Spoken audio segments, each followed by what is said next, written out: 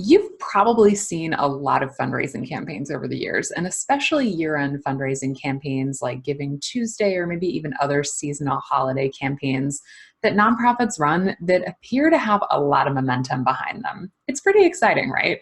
Maybe they raise a lot of money, they have ambitious goals, they're getting a lot of local attention. And we can make us all a little green with envy sometimes. We want our campaigns to be just as successful. Well, one of the things I've learned over the years from running a number of fundraising campaigns, including big year-end campaigns, is that a ton of work goes into these campaigns behind the scenes. Hours of planning and preparation make these things the successes that they often are.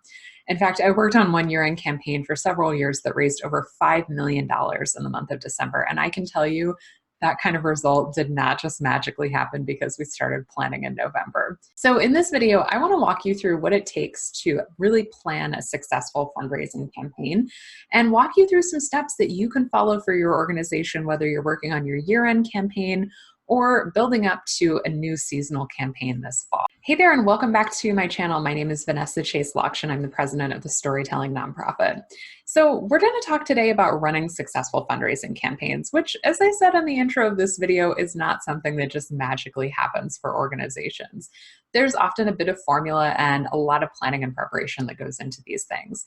And even if you're a veteran fundraiser, I hope that this video will help you and give you some new ideas as to how to project manage this process, because it's really that. It's about managing a whole process from start to finish and getting yourself organized and really strategically placed to take on a campaign, whether it's $5,000 or a $5 million campaign. So let's get into some of these steps that you can use for your next fundraising campaign. Step number one, start early. This is probably no surprise to you since I mentioned that one of the campaigns I worked on over the years, which raised $5 million in the month of December, started super early. In fact, we often started planning for this campaign in March of that year. Yes, 9 full months in advance was what we started doing for that campaign. And you know what? It took us 9 months to plan for that campaign because there was so many parts and pieces involved in it. You know, whether it was direct mail, radio ads, bus ads, mail drops, all kinds of things were involved. Now, you may not need to start planning quite that early for your organization, depending on your size and your goal and what you're planning on doing in this campaign. But I do want to say it really does pay to give yourself more time in working through the details of a fundraising campaign. In past years, scrambling to get together your year-end campaign in November, as you approach American Thanksgiving, I want to say that maybe starting in September or October would be better, just to give yourself a little bit more space and time to get everything done that needs to get done. Step number two for you is that it's always more than just one letter. Now, this might seem like a strange step to include in planning out for your successful campaign, but I want to say that this is one of the things that I think really impacts organizations' abilities to reach their fundraising goals and even exceed them in a lot of cases. If your organization wants to go big and really stretch itself to a new fundraising goal in its next campaign, chances are you're going to need to make more than one ask and send more than one fundraising letter to get there. It's a hard pill to swallow sometimes, especially if your campaigns have been pretty small scale in the past. The idea of sending out more than one letter, more than one email, scaling up your fundraising efforts can seem a little daunting. And I know for a lot of people, they start to get nervous of, is this going to turn donors off? Is it going to have adverse effects on our results? Those are all legitimate concerns, but I also want to say that there's so much industry data that supports the benefits of multi-channel fundraising, which is essentially asking in more than one place, that gets better results for organizations. I mean, think about your exposure to advertising or other things in your life. You might see an ad once or twice or even 2, 3 times, something like that, but it often takes more than one exposure for you to act on the thing, buy the product, go see a movie, whatever it might be. And the same is true of fundraising. Sometimes we need to circle back with donors more than once and really follow up with them in order to get those donations. So as I said, the technical fancy word for this strategy is multi-channel fundraising, and that's just a fancy word for saying that you ask in more than one place. I find that at the outset of planning, it's really helpful to identify all the tactics you'll use for asking for money and reaching your fundraising goals, as a way to kind of really get an overview of what's involved for your campaign. And this can help you figure out how much time you need to get everything done. I usually like to calendar out some of the important dates. I like to work with a big wall calendar or just even one on my desktop to really make sure I understand what's happening when, and when direct mail is dropping, when emails are being sent, all of those things. And I find it's just helpful for kind of getting the key dates organized so that I can work backwards from that, which leads us into our next step. Step number 3 is to create a master task list. I think that this is one of the things that really has helped me be successful as a fundraiser. I do this for every single fundraising project I work on. And I think it's one of the factors that helps me and my clients get really organized as we go into a campaign. Once we've identified the tactics that we're going to use and how we're going to raise money during this campaign, one of the things we do is start to create a master task list for everything that needs to get done. So what I like to do is really list out, step by step, everything that needs to happen from the start date of this campaign all the way until this thing wraps up. I don't use anything super fancy for this. It's usually just an Excel spreadsheet. My columns are, the task, the start date, the completion date, who's in charge of this task, and any other notes that I might have about it. And I often spend quite a bit of time putting this task list together. I usually don't get it done in one go. Usually we go back through once or twice to make sure that we've captured all the things that need to get done.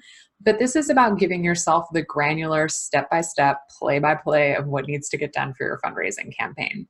And I find that one of the helpful things about having this master task list is that it becomes your project management command center, so that you have a central place for you or your team in some cases to work from and make sure everything is getting done. Now, if you use a project management tool like Asana or Trello or any number of other collaborative digital tools, you might want to also put your project plan inside one of those if that's where your team prefers to work. Step number 4, start executing. So as soon as you've got that master task list together, one of the things that's really beneficial about it is that it tells you exactly what needs to happen and when, and you can start working on executing the tasks in that task list. So I know that there's often a lot of parts and pieces, things that need to happen for fundraising campaigns. And I think that's why I always say it's essential to start executing as soon as you can. Getting as much done ahead of time as possible is great. Being able to write your direct mail letters in September, awesome. Being able to write social media posts that need to get posted during your campaign, getting that done in October, fantastic. All of those things that you can do ahead of time to prepare leave you with space to be flexible and to really adjust to what's happening in your campaign in real time once it goes live. Because you and I both know there's tons of things that happen once a fundraising campaign goes live in December. Donations are coming in, donors might be asking questions, you might have to do special outreach, all kinds of things may need to happen. Maybe you need to execute your backup plan even. So being able to get things done ahead of time leaves you the space to respond to those things and be flexible during your campaign. And I think that's super, super beneficial. It might feel a little weird at first to think that you need to get all this stuff done ahead of time, but I promise you, having that extra time down the road, you will definitely be thanking your past self. Finally, step 5 of running a successful fundraising campaign is to do an after-action report. This is one of the things that I really enjoy doing for every kind of initiative I do, whether it's fundraising or communications. But essentially, once a campaign is over, I like to take some time to review what happened, what worked, what didn't, and so on. Essentially, I want to capture what was the original plan we had for this campaign or the vision we had for it. And then what actually happened? What did we get around to doing? What didn't happen? What didn't go according to plan? All of those things. I also want to capture the results and outcomes of the campaign. So how much money did we raise? How many donors did we engage? How many new donors came in? All these questions, right? So it's basically a way to capture all that information. I would say, typically this is a 1 or 2 page document. It doesn't have to be pages and pages and pages. The other thing that I like to capture in an after action report are key takeaways that I can use and bring into my next fundraising campaign. So looking at, lessons learned, things that really worked, things that didn't, trends that I saw in the campaign. These are all really useful things that we can bring in to make us a smarter fundraiser in our next campaign. So those are the 5 steps I really look at when building a successful fundraising campaign. And I hope they give you some food for thought as you start working on your next campaign for this fall or even your next year-end fundraising campaign. I'd love to hear from you in the comments below. Let me know a little bit about your process. What do you do to plan for your campaigns? And what are some things that you think help make you a really successful campaign manager? Thanks so much for tuning into this week's video. As always, if you've enjoyed it, be sure to give it a thumbs up and subscribe to my YouTube channel here for more fundraising and communications tutorials.